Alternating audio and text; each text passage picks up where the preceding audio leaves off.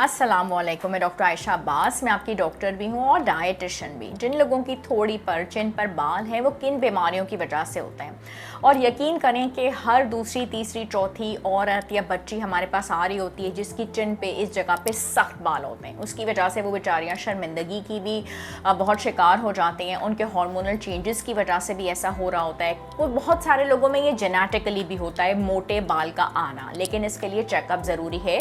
Polycystic ovarian syndrome के बारे में मेरी बहुत सारी वीडियोस हैं, इसका तरीक़ेकार, इसका इलाज और वेट लॉस इसका बहुत अच्छी ट्रीटमेंट है। बहुत कॉमन चीज़ है, इसमें एंड्रोजन लेवल्स जो हैं वो बहुत ज़्यादा हो जाते हैं, हेरिडिटी की वजह से भी हो जाता है और बेसिकली तो हमारी खुराक है। इरेगुलर इसमें पीरियड्स होंगे, वज़न ज़्यादा हो जाएगा, एक्ने प्रॉब्लम भी हो जाएगी, और इसके अंदर एंड्रोजन लेवल जो होते हैं वो मर्द हजरात से ज़्यादा होते हैं।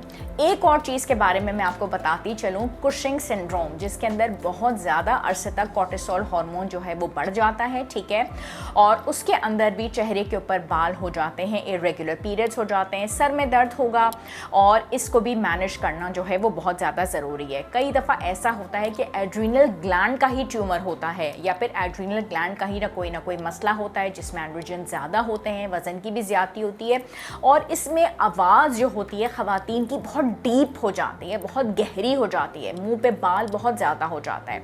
ट्रीटमेंट के अंदर हम लेज़र के बारे में तो कहते हैं, लेकिन ऑब्वियसली अगर हर इंसान उसको नहीं, ख़वातीन उसको अफोर्ड कर सकती हैं क्योंकि उसकी काफ़ी विजिट्स होती हैं, हर सेशन 5,000 रुपये का होता है, 4 से 5 सेशंस की भी ज़रूरत होती है, तो फिर आप उसको वैक्स करवा लीजिए या रेज़र करवा लीजिए।